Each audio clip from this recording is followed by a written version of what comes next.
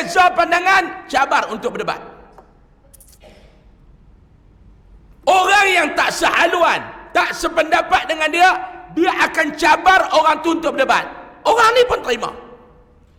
Saya nak tanya dekat tuan-tuan, hasil daripada perdebatan yang duk berlaku dalam masyarakat kita ni, tuan-tuan tengok, dia nak menghasilkan suatu natijah yang baik ataupun negatif. Umat makin bersatu selepas berdebat, umat makin berpecah selepas berdebat. Tuan-tuan cuba tengok, buat perdebatan, buat dalam dewan secara terbuka, berdebat. Selepas perdebatan tuan-tuan, kita dapat kebenaran ke ataupun kita dapat perpecahan umat? Tuan-tuan cuba nilai.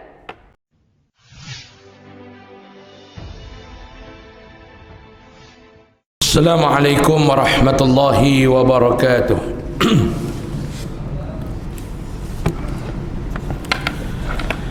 Bismillahirrahmanirrahim. Alhamdulillahi rabbil alamin wa bihi nasta'in ala umuri dunya waddin. Subhanaka la ilma lana illa ma 'allamtana innaka antal alimul hakim. Wa la hawla wa la quwwata illa billahil aliyyil azim. ولا حول ولا قوة إلا بالله العلي العظيم ولا حول ولا قوة إلا بالله العلي العظيم أما بعد.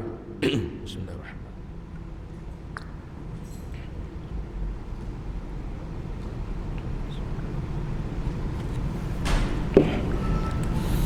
قال الله سبحانه وتعالى أعوذ بالله من الشيطان الرجيم. بسم الله الرحمن الرحيم. واضرب لهم مثل الحياة الدنيا كماء أنزلناه من السماء فاختلط به نبات الأرض فأصبح هشيما تذروه الرياح وكان الله على كل شيء مقتدرا. المال والبنون زينة الحياة الدنيا والباقيات الصالحات خير عند ربك ثوابا وخير أملا. صدق الله العظيم. بسم الله ما شاء الله لا يسوق الخير إلا الله. بسم الله ما شاء الله لا يسرف السوء إلا الله. بسم الله ما شاء الله ما كان من نعمة فمن الله. بسم الله ما شاء الله لا حول ولا قوة إلا بالله العلي العظيم. ولا حول ولا قوة إلا بالله العلي العظيم. ولا حول ولا قوة إلا بالله العلي العظيم. أما بعد.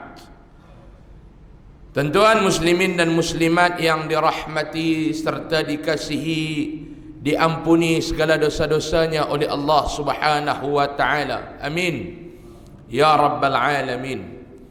Alhamdulillah, pada malam ini dapat sama-sama kita bersua dan kita bertemu di dalam masjid kita ini dalam pengajian bulanan kita ini. Tuan-tuan, saya nak mengajak diri saya dan para hadirin sekalian untuk sama-sama kita memulakan pertemuan kita pada malam ini dengan membaca Ummul Kitab.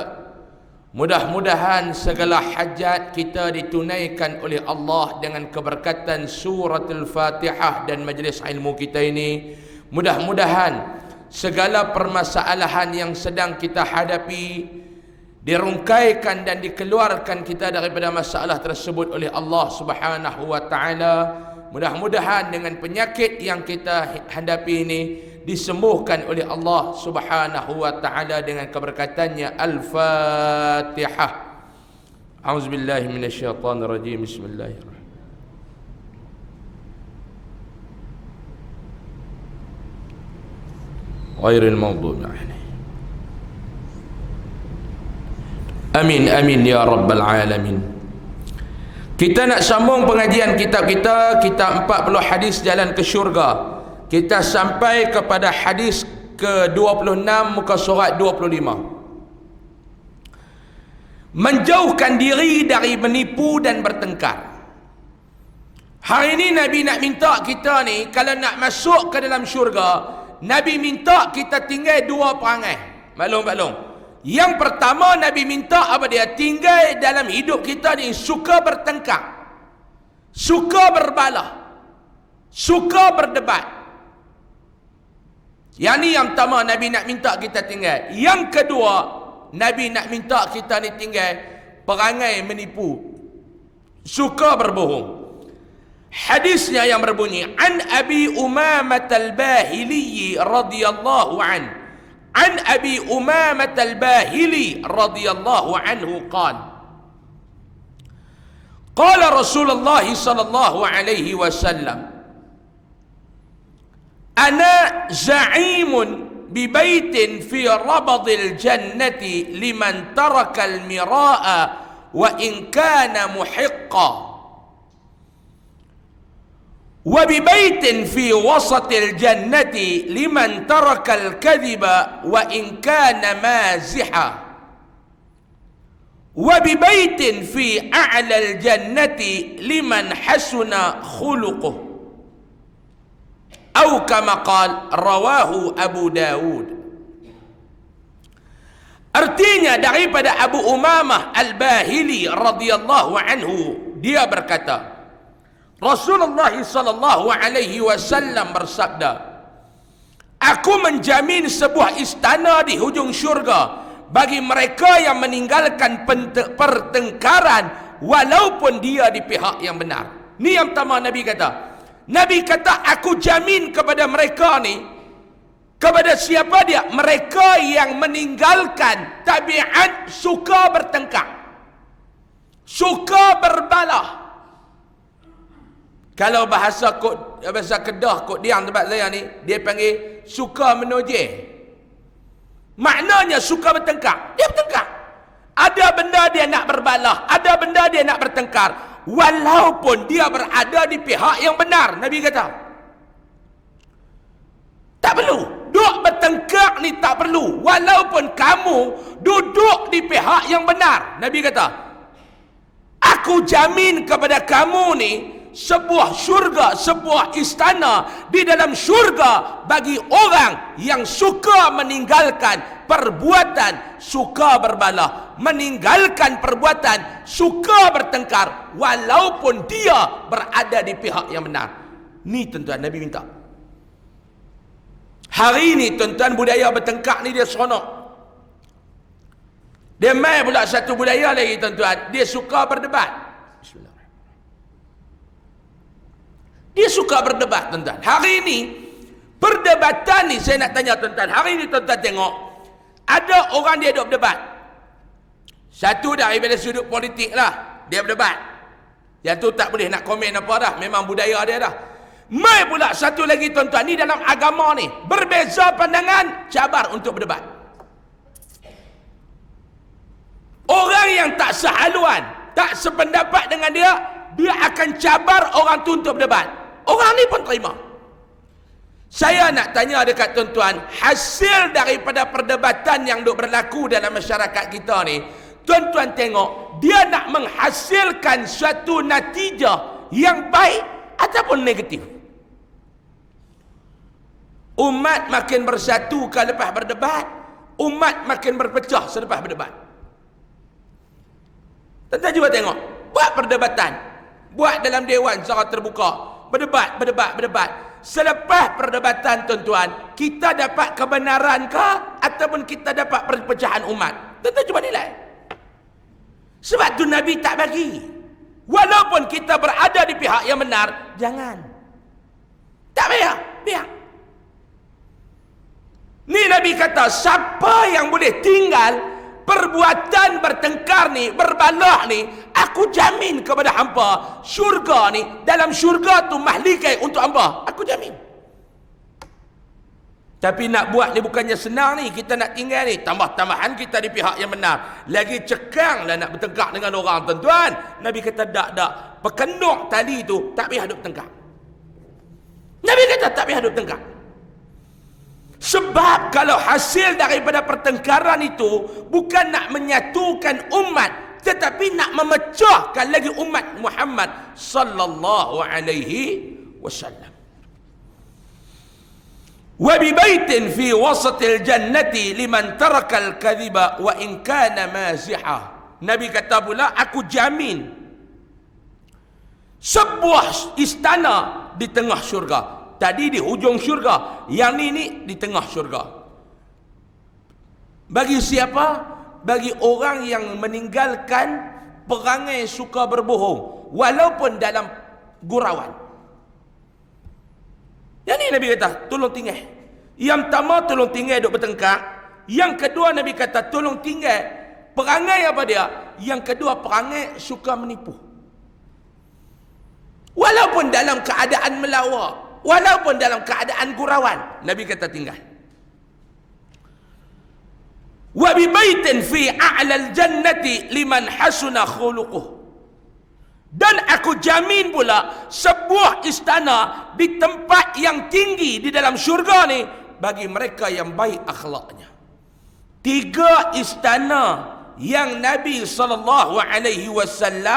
menerusi hadis riwayat daripada Abu Dawud ni, Nabi jamin kepada kita 3 istana untuk 3 golongan. Yang pertama, golongan yang suka meninggalkan bertengkar walaupun dia duduk di pihak yang benar. Yang kedua, golongan yang meninggalkan penipuan walaupun dalam keadaan dia melawak. Yang ketiga, meninggalkan akhlak yang buruk, jadikan akhlak yang baik menjadi pakaiannya. 3 istana kepada 3 golongan. Keterangan, setiap orang Islam pasti ingin ke syurga yang dipenuhi dengan pelbagai kenikmatan. Yang ni hasrat kita. Semua orang nak ke syurga. Sebab tu lepas semayang tadi kita baca Allahumma ajirna minan nar 3 kali. Baca tak tadi ni? Allahumma ajirna minan nar, Allahumma ajirna minan nar 3 kali kita minta tolong. Lepas tu kita minta pula Allahumma antas salam, ya Allah, wa minkas salam, wa ilaika ya'udus salam, fahayyina rabbana bis salam, wa adkhilna al jannata daras salam, tabarakta rabbana wa ta'alait ya dzal jalali wal ikram. 3 kita duk minta. Nabi kata, siapa yang dalam hidup dia 3 kali dia minta dekat Allah agar Allah Ta'ala jauhkan dia daripada neraka, neraka nanti minta dekat Allah, jangan bagi orang ni masuk mai dalam aku. Nabi kata, siapa yang dalam hidup dia 3 kali dia minta ke Allah untuk masuk ke dalam syurga, syurga nanti berdoa dekat Allah, masukkan dia ni mai ke dalam aku. Kita minta, semua orang nak masuk dalam syurga. Satu tempat yang nikmat. Ni dia kata, dalam hadis di atas, baginda menggambarkan sebahagian daripada sifat syurga agar kita yang masih hidup di dunia ini bersedia dengan amal ibadat untuk ke sana. Nabi cerita, kita ni kena buat persiapan nak masuk ke dalam syurga. Walaupun syurga ni tuan-tuan mudah untuk dimasuki, tetapi tidak semudah orang untuk memasuki. Syurga ni bukan susah nak masuk. Bukan susah nak masuk, mudah. Tetapi tidak semudah untuk memasuki syurga. Tidak terlalu mudah untuk memasuki syurga. Amalan kita, doa kita, boleh faham tuan-tuan tak? Doa kita maklum nak masuk syurga, amal soleh kita. Pagi tadi di Simpang Pulai kita baca kitab yang sama, pagi tadi kuliah di Simpang Pulai. Saya sebut dalam kuliah saya tadi tuan-tuan, satu kata-kata daripada Abu Laith As-Samarqandi dalam kitab Tanbihul Ghafilin. Abu Laith kata apa dia? Dia kata, syurga ni satu benda idaman semua orang. Semua orang dia mengimpikan syurga. Tetapi ramai orang yang mengimpikan syurga ini seumpama orang bodoh dan orang gila. Syurga semua orang nak. Tak ada siapa pun yang tak mau masuk syurga. Hatta yang non-Muslim pun dia nak masuk dalam syurga. Dia nak dimasukkan ke dalam syurga. Semua orang nak masuk dalam syurga. Tetapi dalam ramai-ramai orang yang nak masuk ke dalam syurga ni, seumpama orang bodoh dan orang gila. Bodohnya kenapa? Gilanya kenapa? Ada sebab.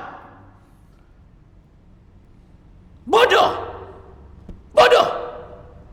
Bodoh pasal apa? Nak masuk ke dalam syurga, tapi buat benda yang menghalang dia masuk ke dalam syurga. Ini orang bodoh.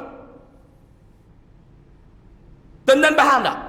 Orang bodoh, dia nak masuk dalam syurga, tetapi perbuatan yang dia buat, amalan yang dia lakukan waktu dia hidup di dunia, semua amalan dan perbuatan yang menghalang dia daripada masuk ke dalam syurga. Ni orang bodoh. Ni orang bodoh. Dia nak masuk dalam syurga, tapi dia duk buat perbuatan yang ahli neraka nak. Dia nak masuk dalam syurga, dia berjudi. Dia nak masuk dalam syurga, dia tak sembahyang. Dia nak masuk dalam syurga, dia langgar arahan Allah. Dia nak masuk dalam syurga, dia buat maksiat. Dia nak masuk dalam syurga. Ni, dia nak masuk dalam syurga, tetapi perbuatan dia yang dia buat tak menggambarkan dia ni nak kepada ahli syurga. Bodoh, kata Abu Lais As-Samarkandi. Ini orang bodoh. Yang kedua pula, golongan gila. Gila ni macam mana? Dia nak masuk dalam syurga, haram apa pun dia tak buat. Dia ingat syurga ni percuma dan warisan daripada ahli keluarga. Ni tuan-tuan yang duk main ni main ni pasal apa ni? Yang duk main yang maghrib setiap malam, duk dengar kuliah setiap malam, 30 hari kuliah duk ada ni. Tuan-tuan nak dengar ni untuk apa dia? Sebab kita nak masuk syurga. Kalau kita tak mau masuk syurga, kita tak duduk ni. Waktu malam ni, kita tak duduk di masjid ni, kita duduk di kelab malam, kita duduk di pub. Yang kita main duduk bersila ni tuan-tuan ni, sampai kebah lutut-lutut kita, perut betul kita ni. Sebab apa dia? Sebab kita nak syurga. Boleh faham? Ha? Tuan-tuan ada buat muka letih. Malam ni saya nak mengajar tak lama. Lepas Aisyah saya ada program yang kedua pula. Tuan-tuan ada buat muka tak letih. Tunggu jam bunyi kita berhenti. Ni tuan-tuan sampai baru 15 minit baru kuliah ni dah buat muka letih dah ni. Tuan-tuan bukan seorang tuan-tuan letih, saya pun letih. Tuan-tuan letih tak teruk, kitab pun tak bawa, main ambil dalam masjid. Baca pun tak, lena pula tengah saya mengajar. Saya ni teruk, kena study dulu nak mengajar, tidak tak faham. Saya steady, tuan-tuan lena. Ni dia.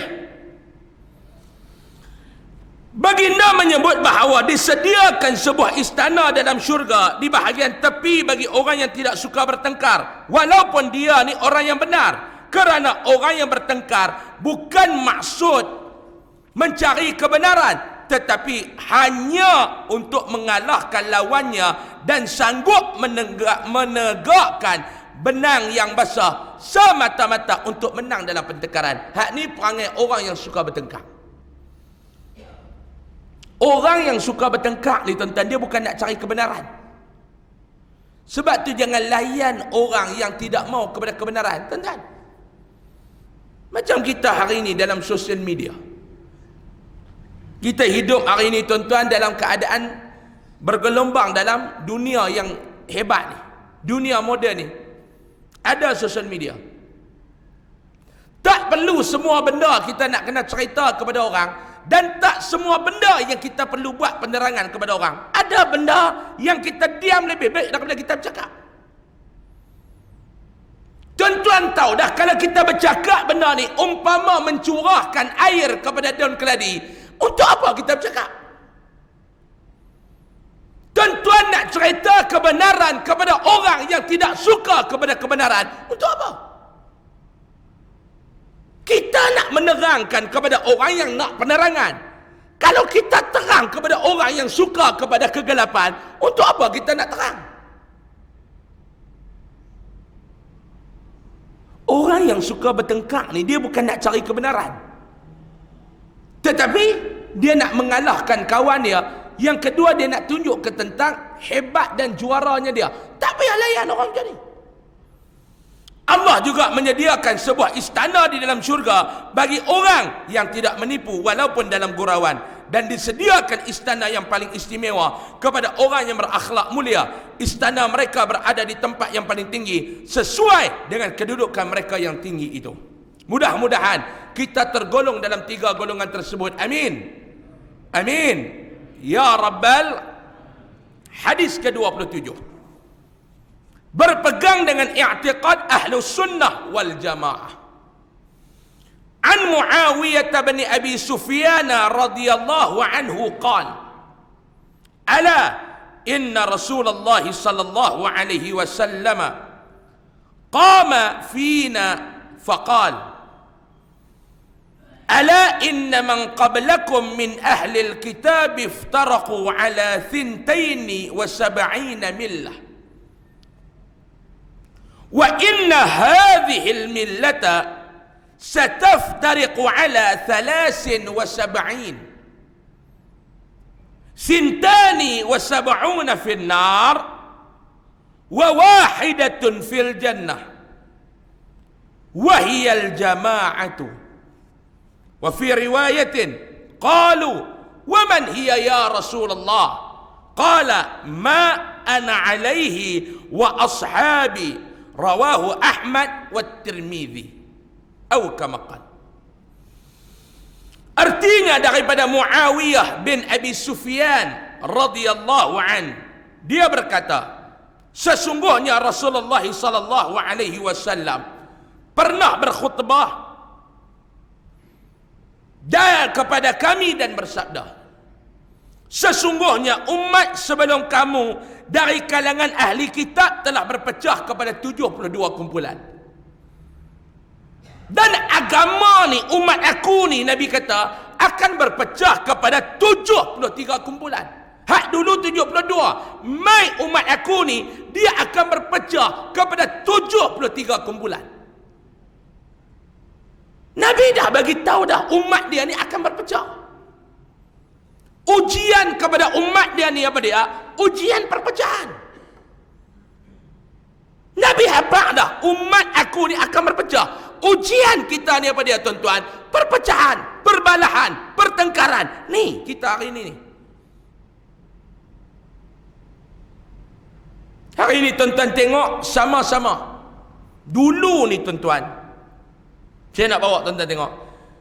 Tuan-tuan ni asal daripada kampung, saya pun asal daripada kampung. Hari ini saya duduk dalam kampung yang sama tempat saya lahir, yang sama tempat saya membesar, dan insya-Allah tempat saya tua. Nama dia Kampung Hutan Palas, Kok Diang Kedah. Walaupun dalam kampung kami, kampung nama Hutan Palas, tapi pokok palas, pokok tak ada dah dalam kampung kami. Bila main nak buat ketupat, kami pun kena keluar daripada kampung tu pergi beli daun palas dekat kampung lain. Dulu ni tuan-tuan, kita reverse balik. Kita punya orang panggil pada kenangan dulu ni, kenangan silam. Tuan-tuan duduk dalam kampung dulu ni tuan-tuan, hidupnya muafakat. Saya ni lahir pada tahun 90. Saya dan lah membesar tahun 90-an, awal 2000 saya dan sempat. Tuan-tuan lagi lama pada saya, yang tahun 40-an, yang tahun 50-an, yang tahun 60-an, yang tahun 70-an, lagi pengalaman ni besar. Kita dulu ni duduk dalam kampung ni tuan-tuan, namanya macam adik-beradik, muafakat. Apa masalah semua kita muafakat dulu ni? Zaman tak ada sosial media, zaman tak ada telefon, zaman dulu kalau nak call public phone, zaman TV dalam rumah pun tak ada. Jangan duk kata Astro, Netflix apa ni, TV pun tak ada. Malam-malam duduk dalam rumah pakai pelita minyak gas dulu ni. Saya nak tanya tuan-tuan, pada masa tu walaupun susah macam tu, tuan-tuan bahagia tak hidup zaman tu? Tu namanya kesenangan tidak menjamin kebahagiaan. Dulu tuan-tuan duduk dalam kampung, nak ubah rumah dulu tinggi-tinggi. Satu kampung nanti mai duk angkat rumah kita boleh duk ubah. Hari ni bukan nak ubah rumah, nak ubah gazebo depan rumah pun tak ada orang. Hari ni kenduri kahwin, pesta dulu ni macam pesta. Kenduri kahwin macam pesta.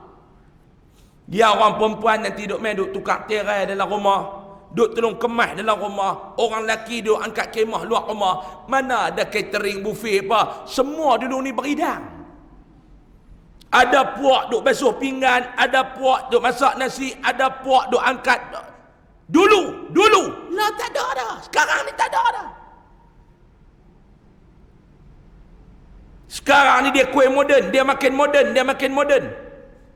Dulu nak buat kenduri ni, satu kampung kita akan jadi jalan bagi kad. Sekarang tak ada dah, digital kad, hantar ke WhatsApp ni. Dia tekan satu, nama dia broadcast, dia hantar habis. Dengan Cina tayar kereta dia pun dia hantar pergi kenduri juga. Moden. Dulu tuan-tuan raya dulu, tuan-tuan ingat tak? Kad ni dia duk tulis ni. Dulu ingat zaman kad raya puasa tu. Buka kad, tenenet. Dulu ni. Sekarang tak ada dah. Dulu zaman duk mengarang. Selamat menyambut lebaran yang mulia saya ucapkan kepada. Dulu ni kalau awet dia bagi hak ada muzik tu lah, pasal kad tu mahal sikit, RM8.50. Kalau hak biasa ni kad bodoh lah, 8 kupang sekeping tu. Yang tu RM8.50. Nenet. Lama duduk dalam sebuah surat, sementara postman nak hantar, bateri nak habis. Sampai dekat awet dia, buka-buka tak ada lagu. RM8.50 dia beli. Zaman dulu lah ni mana ada. Kita berpecah tuan-tuan. Kita berpecah. Sebab apa kita berpecah tuan-tuan? Dua sebab. Yang pertama, kita berpecah kerana apa dia? Kerana politik. Sebab tu saya ni datang daripada Kedah ke Selangor. Selangor ni pun dengan Kedah sama lah. Sekarang ni zaman PRN, Pilihan Raya Negeri. Tu bendera penuh, tak nampak tiang elektrik luar. Tuan-tuan nak berpolitik, silakan. Cuma yang saya nak minta, jangan kita berbalah dan bergaduh. Yang tu ya. Semalam saya cerita di Penang semalam. Malam saya di Penang. Saya baru ni berhenti makan dekat satu kedai. Nak hantar anak saya pergi tadika. Anak nak beli nasi lemak. Saya berhenti beli nasi lemak. Dekat kedai. Dalam kampung saya di Kok Diang tu. Saya turun duk ambil nasi bola plastik. Ada satu Pak Haji ni tepi saya ni, Pak Long kampung ni. Umur dia pun dekat 80 tahun dah umur dia. Dia beli nasi dekat meja depan. Dia duk bawa nasi dalam plastik. Anak dia hak umur 30-an tu duk ada dalam kedai. Kawan dalam kedai kata, tu Pak Ang tu, hantar panggil ke Pak Ang tu. Dia boleh kata apa tuan-tuan? Dia kata rentua ni tak boleh pakai, dia kata. Berkira apa dengan rentua ni, bukan dia reti apa, bukan dia pakai rentua ni. Aisyah masuk ke awal tuan-tuan. Dia kata, tuan-tuan bayangkan satu anak depan orang ramai, dia boleh jatuhkan maruah pak dia. Dia kata dekat orang, ni rentua ni bukan dia pakai, bukan dia reti apa. Karena beza politik. Saya tengok muka ayah dia ni tuan-tuan dengan sedih. Muka ayah dia ni dengan perasaan hibah. Ambil nasi bubuh dalam plastik, keluar. Tuan-tuan bayang kalau tuan-tuan duduk dekat tempat bapa dia. Tuan-tuan bayang kalau tuan-tuan duduk dekat tempat bapa dia. Bapa ni umur dekat 80 dah. Tuan-tuan boleh tahu perasaan orang umur 80 ni. Anak pergi bercakap depan orang ramai, rentua ni bukan dia reti apa ni, tak boleh pakai rentua ni. Tuan-tuan bayang, kerana beza warna bendera. Tuan-tuan reda ke kalau benda tu kena pada diri tuan-tuan?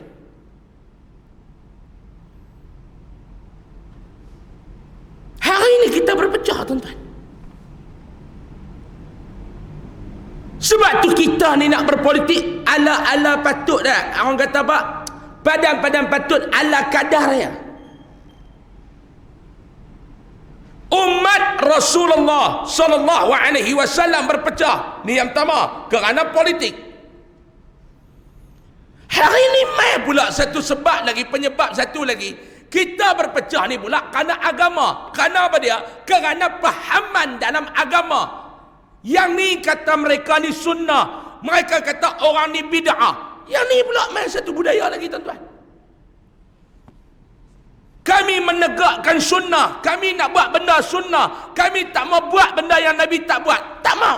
Mai pula satu puak lagi. Ni yang duk baca kunut subuh ni pasal apa? Ni Nabi tak buat. Ni duk baca Yasin malam Jumaat pasal apa? Ni Nabi tak buat. Yang ni yang duduk zikir ramai-ramai lepas sembahyang, duduk doa ramai-ramai sebab apa? Ni Nabi tak buat. Ni duk buat tahlil apa untuk arwah. Ni Nabi tak buat. Dia mai pula. Jenis macam ni tuan-tuan. Pecah pula.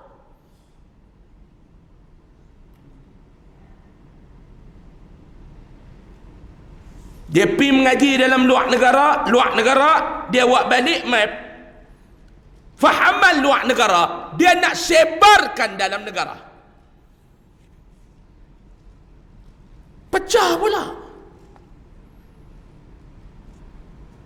Ni antara yang menyebabkan perbalahan, antara yang menyebabkan perpecahan.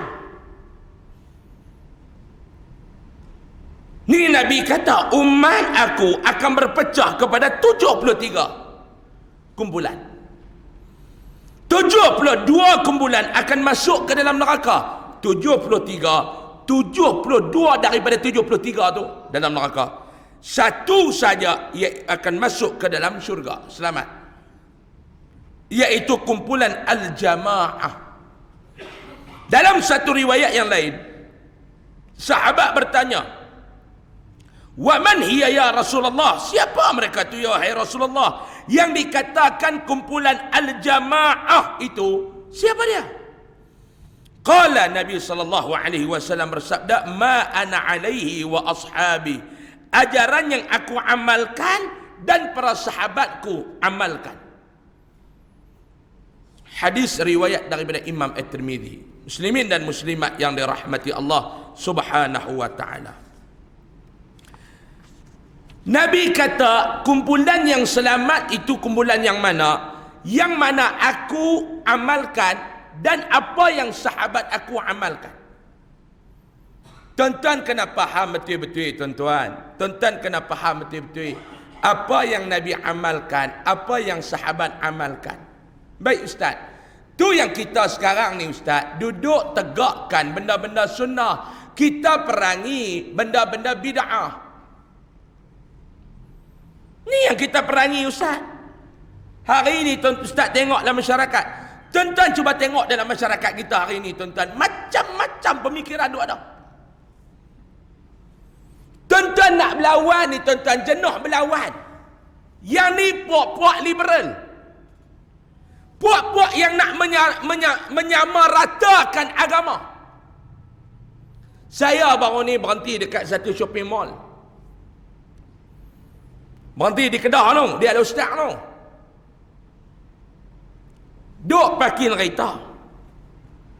Dalam mall tu, duk parking kereta kat basement tu. Saya tengok 3-4 orang duk pakai jubah putih depan saya ni.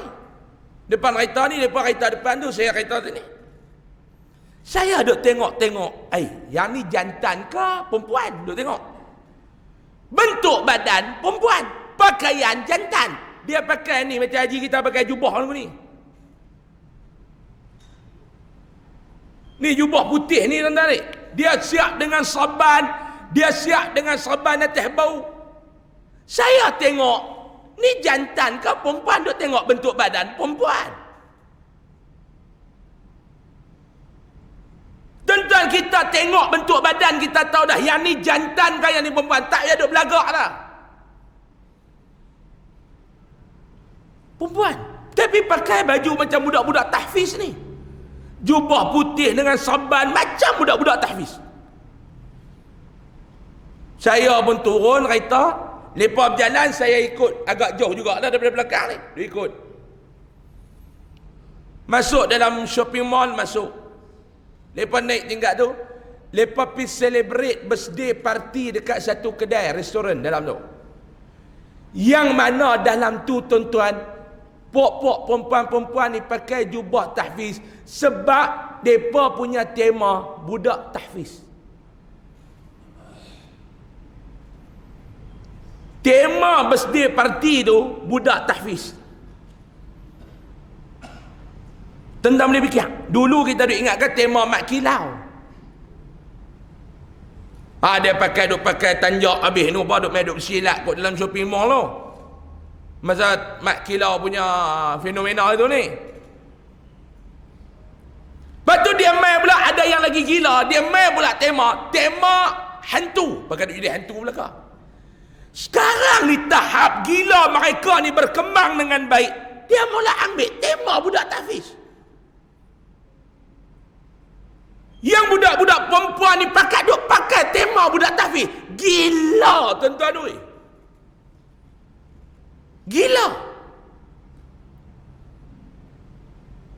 Ni liberal. Dia kata ni persiapa ni, pembahagian harta orang perempuan dengan orang lelaki ni tak sama ni. Bapak dia tinggal 3,000. Dia 2 beradik. Adik dia lelaki, dia perempuan. Kita kata kalau ikut ni sistem ni, budak lelaki 2,000, hang ni 1,000. Dia kata mana boleh ustaz, saya ni kakak dia. Kita kata kakak ke adik ke, tapi dalam hukum paraid kata dia tu paraid. Apa paraid? Dia kata zaman dulu boleh lah, zaman Nabi Nuh harga barang tak tinggi. Sekarang ni ustaz tahu tak, my husband tak boleh kerja, saya yang duk tanggung. Saya dengan adik saya sama-sama lah ustaz. Dia main duk cakap macam tu tuan-tuan. Dia duk kata ni, nak tanya ustaz, agama ni ustaz, agama ni sekarang ni ustaz, agama ni dia kena bagi sama rata. Kepala boleh fikir, agama ni nak boleh terima, biar kepala boleh terima. Kalau kepala tak boleh terima, agama ni tak boleh terima. Dia boleh kata macam tu kat kita. Tuan-tuan biasa berjumpa tak dengan orang apa-apa dia nak dalil. Satu, yang lagi dahsyat ni, dia tanya kita ni, ustaz, nak tanya ustaz, dalam Al-Quran mana ayat cerita semayang ni 5 waktu?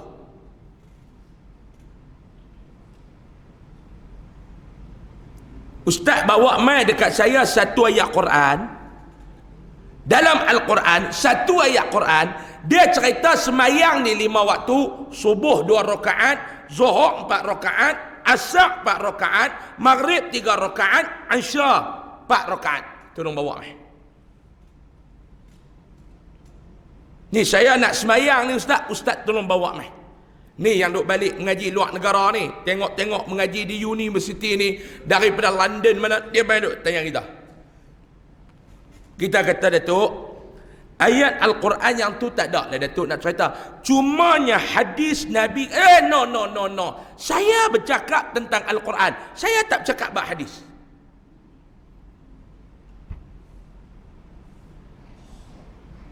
Dia panggil kita makan nasi rumah dia, dia tanya lagu tu. Kita macam nak pegang pinggan nasi tu, nak sepak dekat muka dia.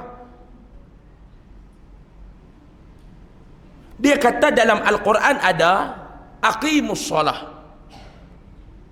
Aqimus solah. Solah ni ustaz satu. Saya tak mengaji bahasa Arab tapi saya faham ustaz. Yang kata solah ni satu. Kalau banyak dia panggil jamak. Jamak ni dia kena panggil as-salawat. Sekarang dalam Al-Quran dia kata aqimus solah, dirikan kamu oleh kamu semayang. Maknanya dalam sehari ni ustaz, kita semayang satu waktu cukup. Oh, dia duk pergi faham lagu tu.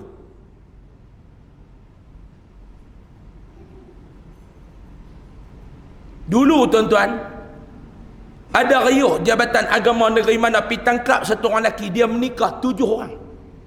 Dalam satu masa bini dia 7 orang. Ustaz pejabat agama ni kata mana boleh pakcik, menikah ni dia kata satu waktu ni paling ramai pun 4 orang. Dia tanya ustaz tu ambil dalil mana?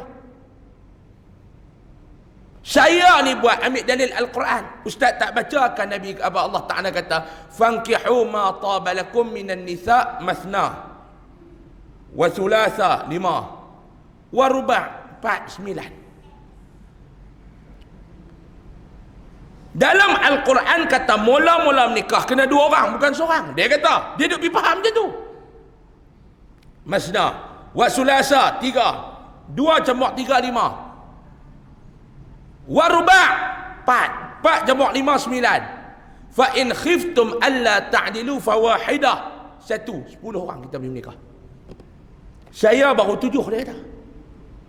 Dia kata dak ni pak cik, bukan nak faham macam ni. Kita baca Quran, kita kena tengok tafsir ulama. No. Saya nak pegang pada Quran. Ni ulama ni saya tak mau. Sebab ulama dengan saya orang biasa. Saya nak pegang pada Quran. Dia Al-Quran ni, macam mana you faham, you buat. Macam mana I faham, I buat. Ui, jahanam tuan-tuan. Kita kata tak, baca Quran, kena faham dengan hadis. Tak, saya tak mau cerita abang hadis. Hadis saya tak mau. Saya nak cerita abang Quran ni. Ni, pemikiran macam ni ada tuan-tuan. Yang kita kata kecil-kecil tak mau mampu, besar-besar menyusah orang ni. Kecil dia tak mengaji agama, dia pergi mengaji bidang ni apa semua. Dia pun dah berjaya dalam korporat apa dah dalam ni apa semua. Dia main satu peringkat umur dia tua, dia nak faham agama. Dia faham pula, bukan macam tuan-tuan main duk bersila dalam masjid mengaji ni. Dia faham pula, dia pergi beli Quran, dia beli terjemahan Quran, dia baca dalam bilik tidur rumah dia faham cara dia. Lingkup.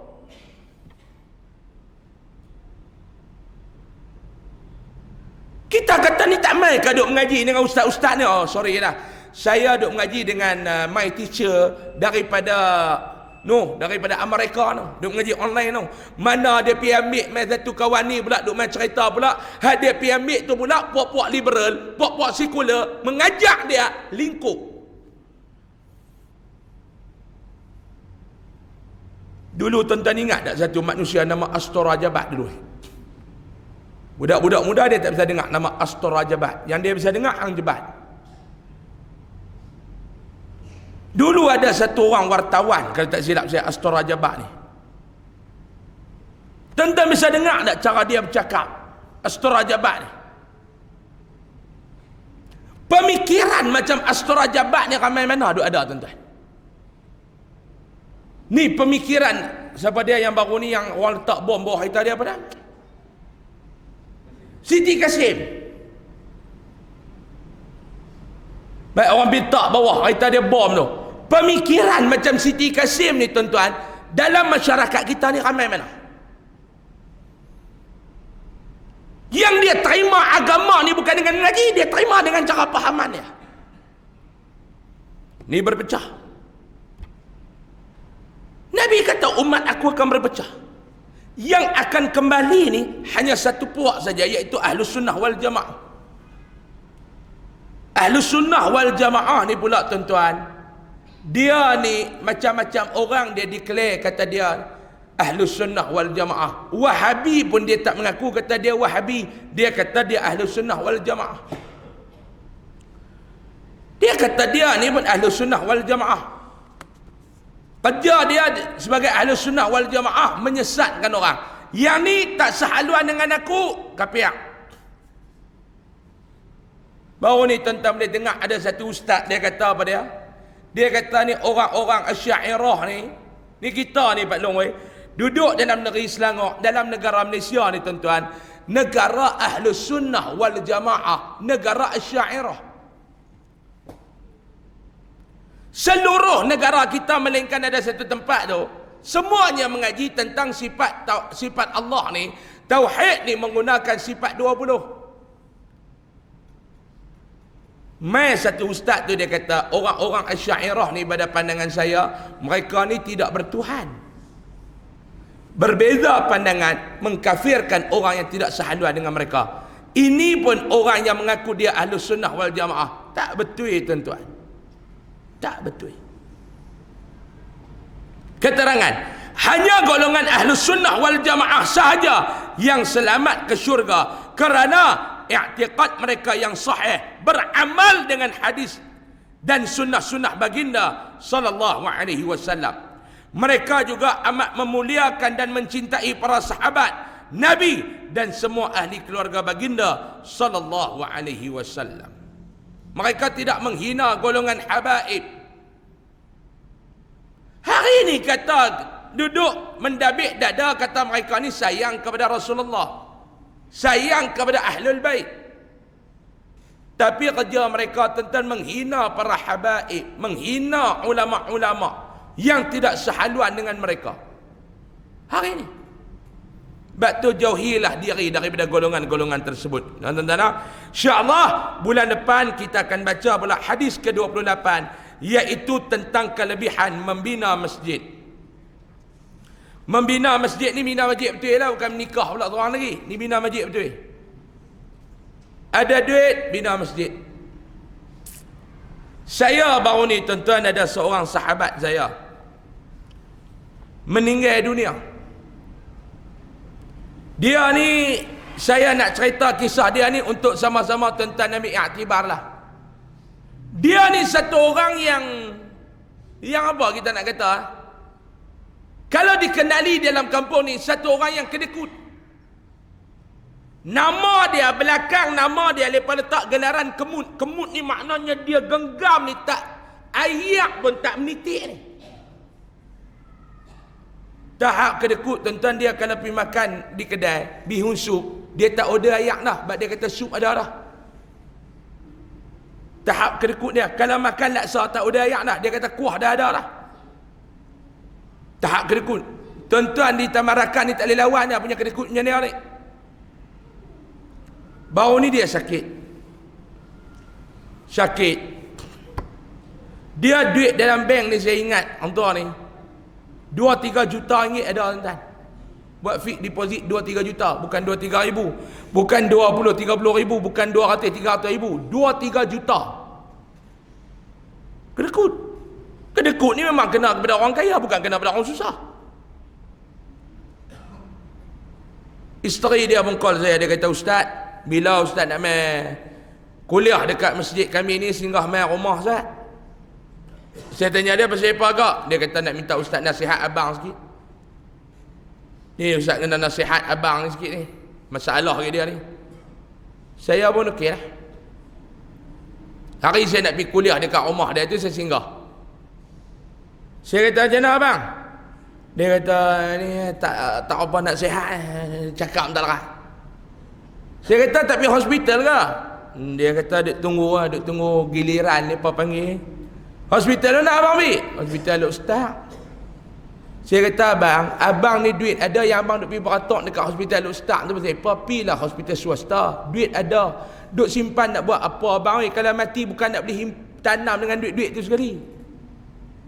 Duk simpan duit takut nak pergi berubat, tuan mati padan muka. Banyaklah saya cakap tu, panjang lah. Habis saya mengajak apa ni, saya pergi mengajak tu. Balik isteri dia kata, "Ustaz, alhamdulillah lah, dia terbuka lah kepala sikit dah Ustaz cakap macam tu." Esok dia minta kami bawa pergi hospital swasta. Saya kata, "Buat pergi duit tu ada berjuta tu simpan buat mendatang apa?" Pergi masuk dekat 10 hari kot keluar. Bila keluar, saya pun pergi ziarah dia. Nampak sihat sikit. Saya kata, "Macam mana sihat abang?" "Alhamdulillah lah sihat sikit." Kena 22 ribu dia kata. Dia angkat jari tu tak depan muka saya tu. Kena 22 ribu, sihat alhamdulillah lah. Biar ada lah sikit lagi. Saya kata, macam tu lah guna duit.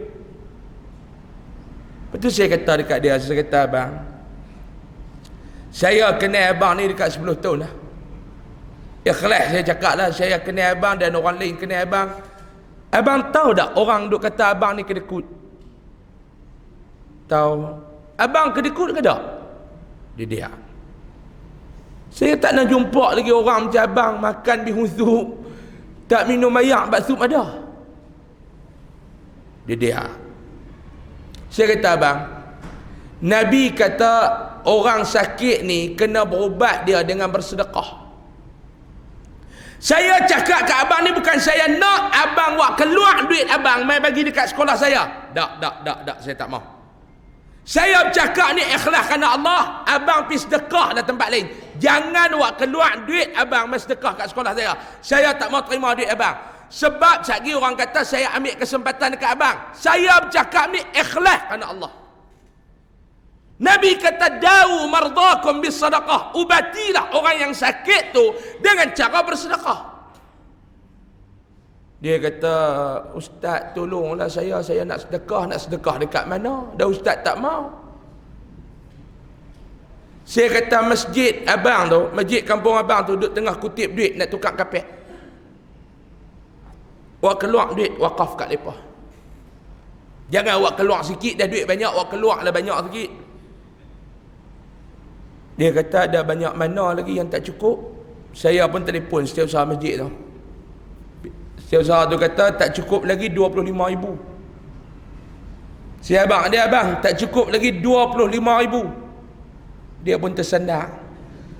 Hari tu 22. Ni 25 pula. Saya kata duit ada abang, buat kebajikan untuk abang. Tak apa, ustaz beritahu kat mereka suruh berhenti cari duit saya bagi. Esok dia pergi tabung haji ambil duit bagi.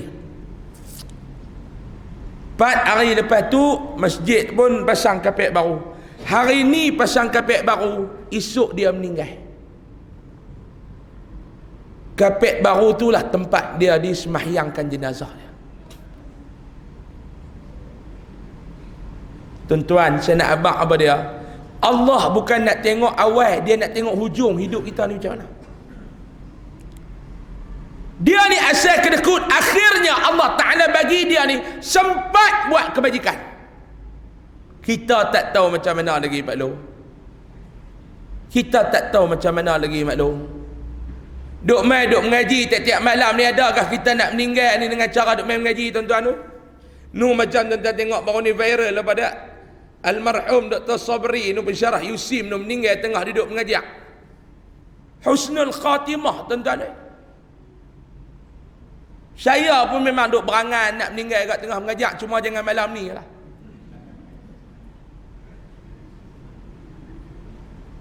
Sebab tu doa banyak-banyak tuan-tuan. Doa banyak-banyak. Ni kita nak baca bulan depan, membina masjid tuan-tuan. Membina masjid. InsyaAllah panjang umur, murah rezeki. Allah Ta'ala pertemukan kita pada bulan hadapan. Kita akan sambung pengajian kita insya-Allah. Jadi sebelum saya nak tangguh kuliah saya pada malam ni tuan-tuan, macam biasalah, habis kuliah nanti tuan-tuan tengok dekat luar sana ada tabung-tabung besi. Dekat luar sana untuk tabung pendidikan dan kebajikan Yayasan Ar-Riyadah. Malam ni saya nak minta tolong dekat tuan-tuan sikit. Dalam tabung ni tuan-tuan, malam ni kita nak fokus kepada kita nak melunaskan yuran pelajar-pelajar yang mendapat beasiswa daripada yayasan. Yayasan Ar-Riyadah ni dia ada anak-anak angkat yang kita bagi mengaji di sekolah-sekolah luar, bukan sekolah kami, sekolah-sekolah luar. Yang budak-budak ni dia mengaji bidang agama. Mereka ni budak-budak yang ada potensi, yang cerdik. Yang tak cerdik, yang malas, tak mau mengaji ni kita tak bagi beasiswa. Syarat mesti ada kesungguhan dalam pengajian.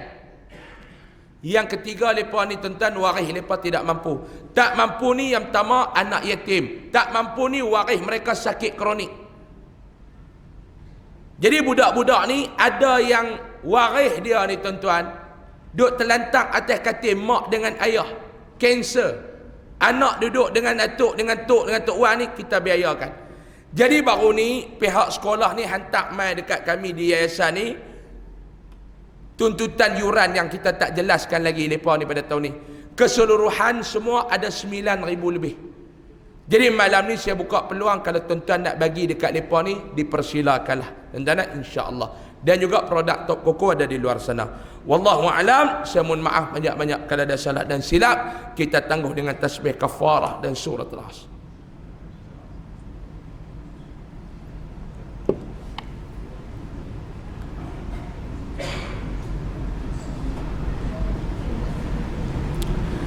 Bismillahirrahmanirrahim. Alhamdulillahirabbil alamin wassalatu wassalamu ala asyrafil mursalin wa ala alihi wa sahbihi ajma'in. Allahumma anfa'na bima 'allamtana wa 'allimna ma yanfa'una warzuqna 'ilman yanfa'una wa zidna 'ilma. Alhamdulillah ala kulli hal wa na'udzubika min hali ahli an-nar. Sallallahu alaihi wasallam Muhammad walhamdulillahirabbil alamin. Assalamualaikum warahmatullahi wabarakatuh.